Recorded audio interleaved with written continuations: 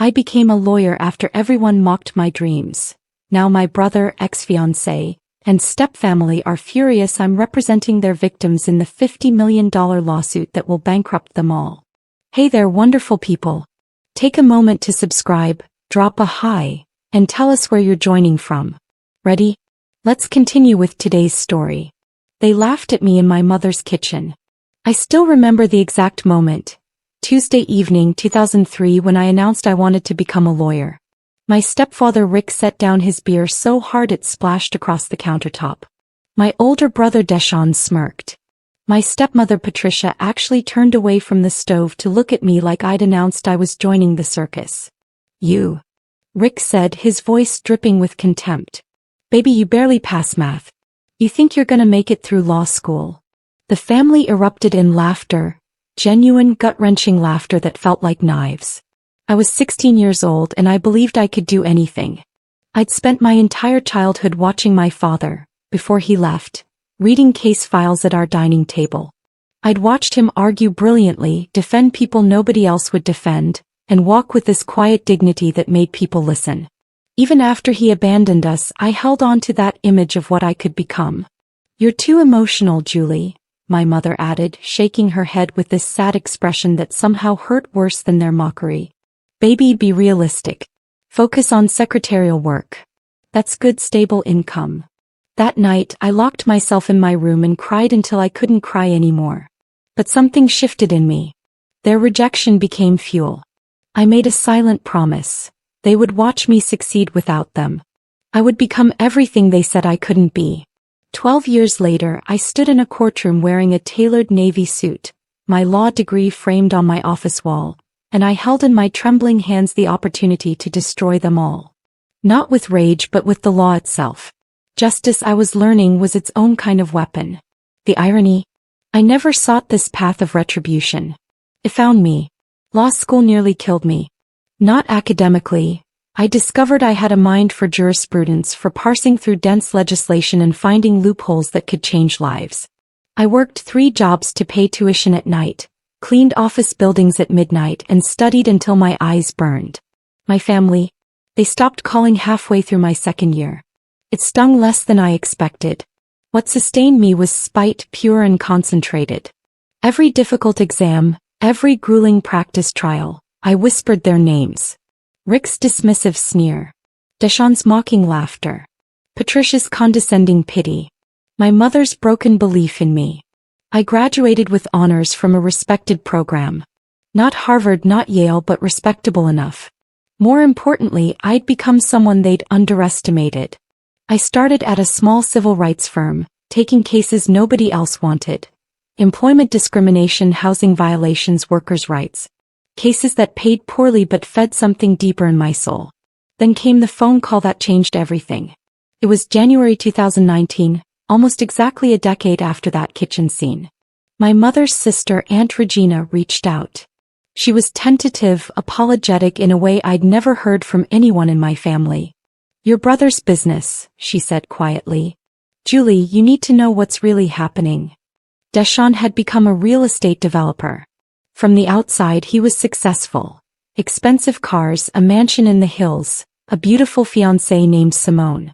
What nobody saw were the families he'd displaced through predatory loans, the falsified documents, the intimidation tactics when people couldn't afford his inflated mortgages and fell behind. There were whispers of assault too. Young women who worked in his office. One girl, barely 22, had disappeared. Her mother had reached out to civil rights organizations, desperate for help. I felt something crack open inside my chest. Not just anger, recognition. Deshaun had become everything my father had been against. And my family had celebrated him for it while mocking me for pursuing justice. The victim's name was Nadia. She walked into my office in March 2019 with her mother, and I recognized immediately the quality of her suffering. She was hollow-eyed, traumatized, carrying the particular devastation of someone whose violation had been minimized and dismissed. He said nobody would believe me, Nadia whispered, her hands trembling as she detailed what had happened in my brother's office during late-night work hours. He said he had powerful friends. That if I spoke he'd destroy my family. The worst part, He was right. He did have powerful friends. He had Rick, who'd become a real estate attorney. He had Patricia, who'd married into money and connections. He had my mother, who'd finally found the stable life she'd craved through association with their success. But he didn't have me. I was building something different. A network of attorneys, activists, and investigators who operated on the principle that power was meant to be challenged. I took Nadia's case and began pulling the thread that would eventually unravel everything. What I didn't expect was the personal destruction that would accompany it. The cease and desist letter arrived on a Friday, marked with Deshawn's attorney signature, Rick's firm. The message was clear: drop the case or face defamation charges. My supposed profession was being attacked as a vendetta masked as justice. My mother called me that night. Not with concern for my well-being but with fury. "You're destroying your family over some girl you don't even know? Do you understand what this could do to Rick's practice? To your brother's reputation?" I remember the exact moment my voice stopped shaking. "Do you understand what he did to her, Mom? Do you understand that her trauma is more important than his reputation?" The silence that followed felt like goodbye. By July 2019, I wasn't alone in my investigation. Other victims emerged, 7 in total, each with their own story of predatory behavior, intimidation, and assault. Each one corroborating details that painted a devastating portrait of systematic abuse. The real estate fraud was the easier case to build. The assault allegations required delicate handling, but the evidence was damning. I worked with a prosecutor I'd developed a relationship with over the years. Thomas Peck, a man whose integrity never wavered regardless of external pressure. "This is going to get ugly," Thomas warned me during a meeting in my office. He was studying the evidence spread across my desk with an expression of carefully controlled outrage. "Your family has resources, Julie. They'll fight dirty." "They've been fighting dirty my entire life," I replied. "I'm just finally fighting back." But I underestimated their capacity for cruelty. The campaign began subtly. Anonymous blogs questioning my credibility as an attorney, suggesting I had a personal vendetta against prominent community members. Then came the direct attacks, interviews where my mother described me as troubled, unstable, and manipulative. She never said my name, but everyone knew who she was talking about. Deshawn held a press conference positioning himself as a victim of false accusations and professional jealousy. He brought Simone to his side, beautiful, supportive, and completely unaware of the man she'd been engaged to. I almost felt sorry for her. Then came the moment that changed everything. I was preparing for preliminary hearings when my phone rang. It was someone I hadn't spoken to in 7 years. My ex-fiancé, Jonathan. We'd met in my second year of law school and I'd believed we were building a life together. He'd been my rock through bar exam failures, through the exhaustion of early career, through the shame of my family's public rejection. "I heard what's happening," he said carefully. "With your family." "How did you?" I started, but then I understood. My hand went cold.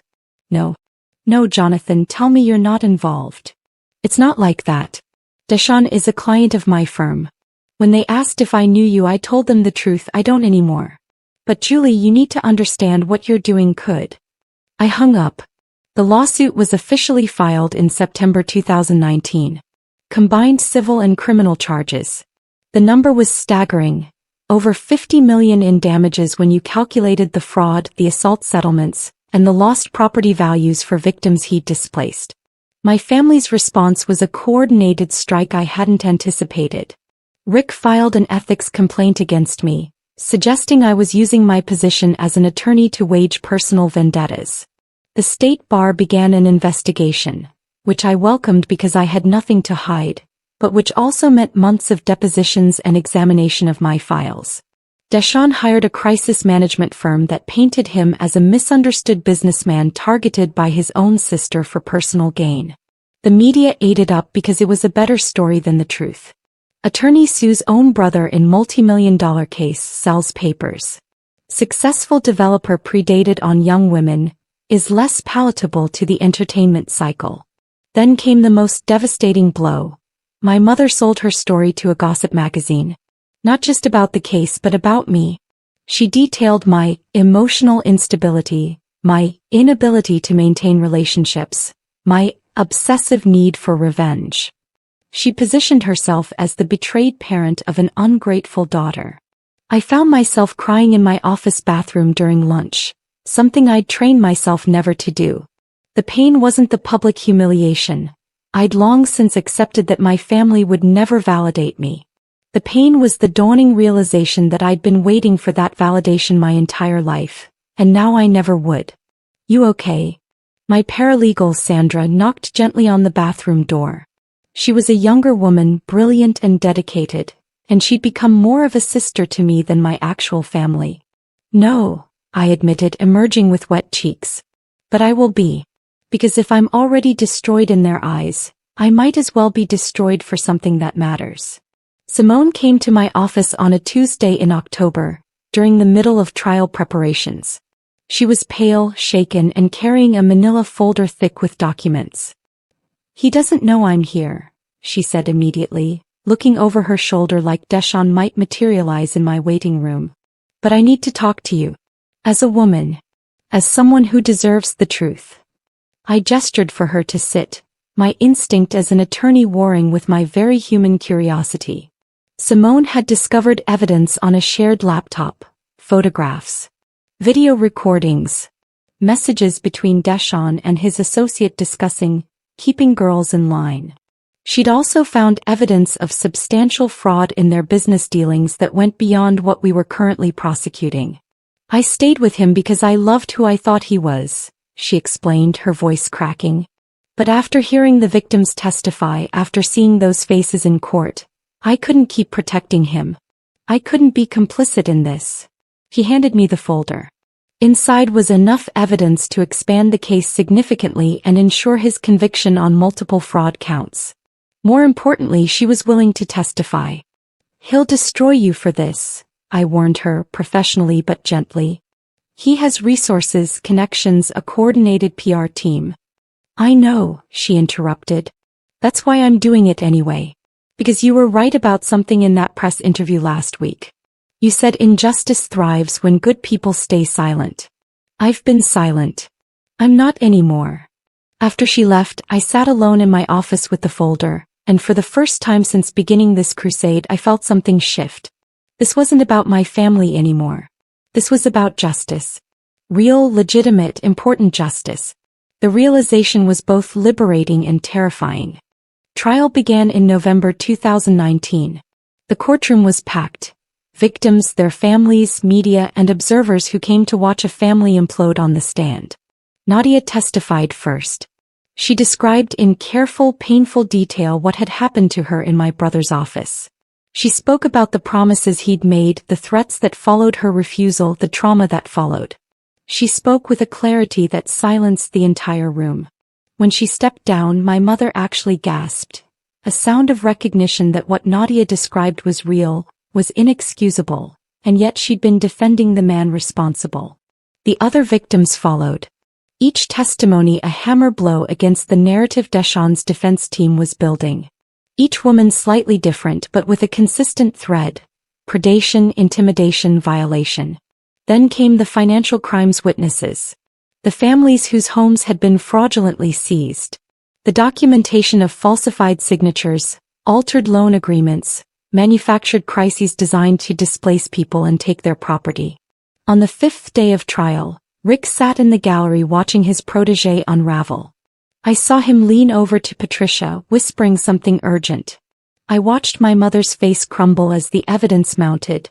Evidence that suggested she'd known about some of this, had benefited from it, had stayed silent.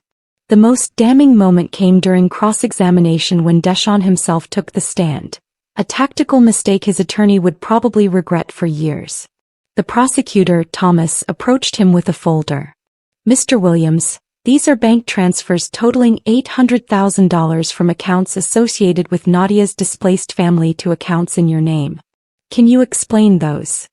Deshawn's jaw clenched. "Those were investments." "Investments in what specifically?" The courtroom held its breath. Deshawn's eyes found mine across the room, and I saw something I'd never seen before: genuine fear. "I don't recall," he finally said. Every person in that courtroom knew he was lying. The verdict came down in March 2020, guilty on 9 of 12 counts. 23 years minimum sentence. The restitution was ordered at $47.3 million. My brother was going to prison. The weight of that reality should have felt triumphant, victorious even. Instead, I felt hollowed out. That night, alone in my apartment, I allowed myself to cry. Not from sadness at his conviction, he deserved every year of that sentence and more. But from the finality of it. The bridge between me and my entire biological family had been burned so completely that there was no possibility of reconstruction. The fallout was immediate and thorough. Rick's law firm was investigated for its handling of ethics complaints filed against me. They found evidence of collusion, of deliberately misleading the Bar Association. His license was suspended pending review. Patricia, who'd been living off the proceeds of Deshawn's criminal enterprise, faced her own legal exposure as a co-conspirator in money laundering. My mother disappeared from public life entirely. No interviews, no statements. Just silence. I didn't hear from her for 7 months. When she finally called, it was December 2020, during the holiday season, the cruelest time to reach out. Her voice was so small, so broken that I barely recognized it. I saw an article about you, she said without preamble. About the victims you've been helping since the trial. The safe houses you've helped establish. The support fund for displaced families. I didn't respond immediately. I was bracing for an apology or worse, an accusation. I was proud of you, she continued, and I heard her voice fracture. Even when I said those things. Even when I acted like you were crazy. I was always proud of you. I was just scared. Scared of what? I asked, my voice steady though my hands were shaking. That you'd end up like your father. Struggling, fighting, losing everything for people who wouldn't appreciate it. But you didn't lose everything. You won. You actually won. I closed my eyes. Mom. I can't ask for your forgiveness. I lost that right. But I needed you to know I see what you did. I see who you are. And I'm sorry it took this much pain for me to believe in you. The line went quiet except for her breathing, and I made a choice that would haunt me for the rest of my life.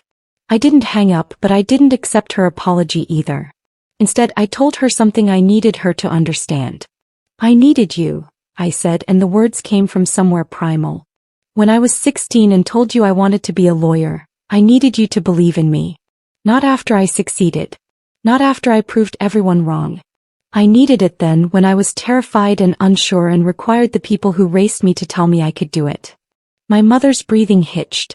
You don't get to show up now and claim pride in my accomplishments, I continued. You were part of the reason I felt like I had to prove myself to everyone. You were complicit in making me feel like my dreams weren't legitimate because they weren't practical enough, ambitious enough, realistic enough. So while I appreciate that you see me now, really see me, I can't give you what you're asking for. Julie, she started. I'm not finished, I interrupted, and I was surprised by the steadiness in my voice. I do this work not because I hate my family anymore. That's the thing they don't understand. I've already moved past the hatred. I do this work because injustice requires opposition, and I'm willing to be that opposition. For Nadia.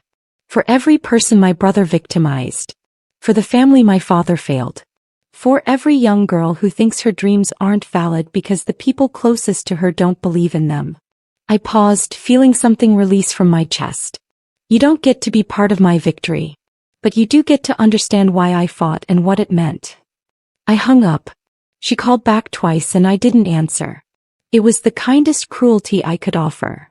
The dignity of a clean break rather than the ongoing damage of a complicated reconciliation. 6 months after the verdict, I received a visitor I hadn't anticipated. My father walked into my office on a Wednesday afternoon in May 2021, looking older than I remembered, carrying a copy of a newspaper article about my case. He'd abandoned us when I was 8 years old, run off with a woman he met at a bar, and spent the next 2 decades pretending his previous family didn't exist. I hadn't seen him since. That's you, he said, sitting down without being invited, holding up the article. That's my daughter. That brilliant lawyer who just convicted a predator. That's the girl I left behind. I felt something dangerous unfurl in my chest. Anger, yes, but also something worse. Recognition. He looked at me like Deshawn looked at his victims. Like he deserved access to my accomplishments simply because he'd contributed to my existence. Why are you here? I asked coldly. To tell you I'm proud, he said. To tell you that you turned out exactly like I hoped you would. Strong, principled, willing to fight.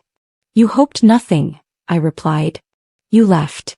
You had no hopes for me. You simply abdicated every responsibility and then showed up now to attach yourself to my success. His face fell. Julie. No, I interrupted. You don't get to do this.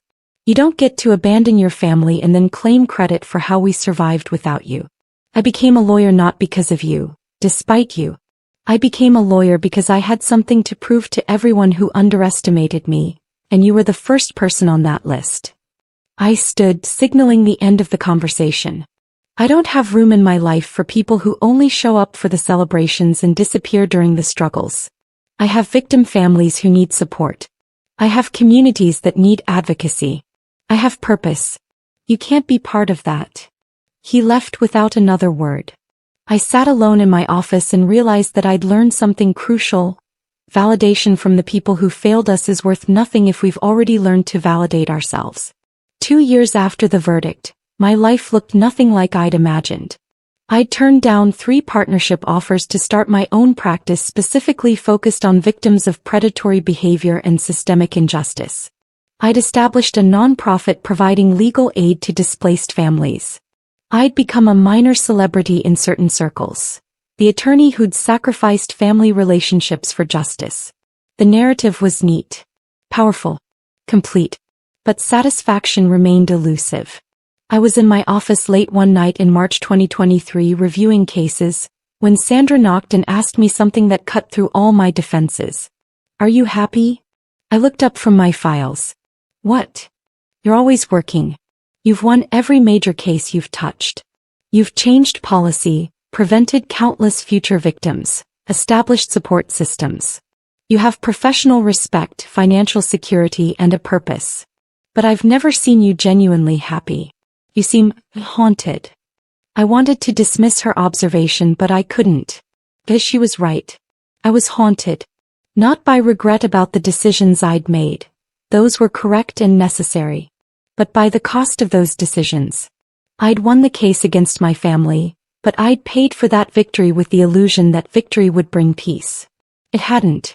It had brought something more complicated. The understanding that destroying your enemies doesn't heal the wounds they created. Nadia came to visit me that week. She'd become a counselor, helping other trauma survivors process their experiences. She looked healthier than she had during trial, more grounded, though the scars of what happened to her would never fully disappear. I wanted to thank you, she said, sitting in my office like she was the attorney and I was the client. Properly, in person, not just in courtroom speeches. What you did, not just prosecuting Deshawn but creating systems to support people like me, you gave me my life back. You gave yourself your life back, I corrected. I just created a structure for you to do that work. Maybe, she conceded. But I also know what this cost you. I see you at advocacy meetings. I see you at community events. And I see someone still fighting even though the battle is over. I didn't respond because I wasn't sure how to articulate it. The battle wasn't over. It would never be over. There would always be Deshawns, always be victims who needed representation, always be systems designed to protect the powerful at the expense of the vulnerable. That was my life now. And I'd chosen it with clear eyes and full knowledge of what it would cost. In January 2024, I received a letter. Not via email or phone call, an actual handwritten letter forwarded from a secure mailbox. It was from my mother. The letter was extensive, handwritten over multiple pages in her careful script. She didn't ask for forgiveness again. Instead, she told me about her life since our last conversation. How she'd left Rick, filed for divorce. Worked with a therapist to understand her complicity in the pattern of enabling abuse. How she'd started volunteering with my nonprofit, anonymously processing cases in our administrative office. I couldn't show my face, she wrote. I couldn't ask for your friendship or your forgiveness or any acknowledgement of my change. But I could work. I could be part of the solution instead of the problem. And that small action has been the only thing that's made me feel like I understand who I'm supposed to be. The letter concluded with something that broke me completely. I won't reach out again. You've built a beautiful life and you've done it without needing me. That's exactly what I raised you to do. Be self-sufficient, be principled, be strong enough to stand alone. I'm proud to have been part of creating that, even if I failed you in so many other ways. Thank you for changing the world, Julie. I'm grateful I get to witness it from a distance. I read that letter 17 times. I cried in a way I hadn't since childhood, deep, raw, inconsolable sobs. Not from joy or vindication, but from the complicated grief of recognizing that reconciliation would never look like I'd imagined. My mother would never be the parent I'd needed. She'd be a stranger who was trying, posthumously, to become worthy of the daughter she'd raised. I made a choice. I asked Sandra to find her. We met in a coffee shop on a Saturday morning in February 2024, almost exactly 21 years after that kitchen scene when she'd mocked my dreams. She looked smaller than I remembered. Older certainly, but also diminished somehow, like grief had folded in on her and reduced her to her essential self. When she saw me, she didn't approach or attempt to embrace. She simply waited at a corner table, hands wrapped around a mug, eyes red-rimmed. I sat across from her. "Thank you for coming," she said quietly. "Thank you for the letter," I replied. "Thank you for the work you've been doing." We sat in silence for a long moment, the kind of silence that contains all the words neither of us could properly say.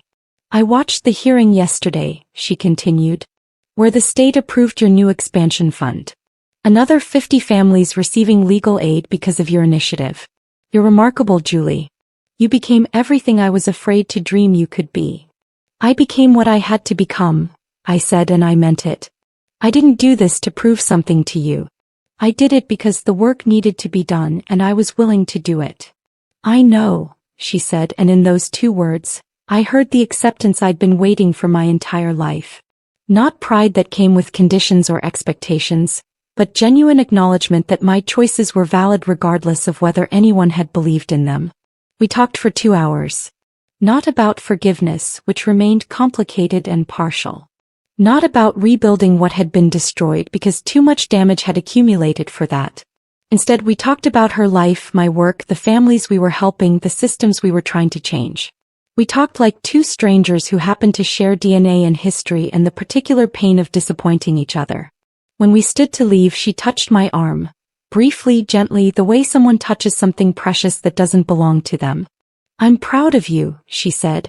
"Not because you succeeded despite me. Because you succeeded completely independently of me. That's the greatest gift a mother could hope for. A daughter who doesn't need her validation to become extraordinary." I left that coffee shop and drove to my office, where there were 20 case files waiting, a community in crisis, and work that would extend far beyond my lifetime. I sat at my desk and understood something fundamental about victory and survival. I'd become a lawyer after everyone mocked my dreams. I'd taken down my brother, exposed my family's corruption, built systems of justice that protected the vulnerable. I'd won in every conventional sense. But the only victory that mattered was the one I'd already achieved.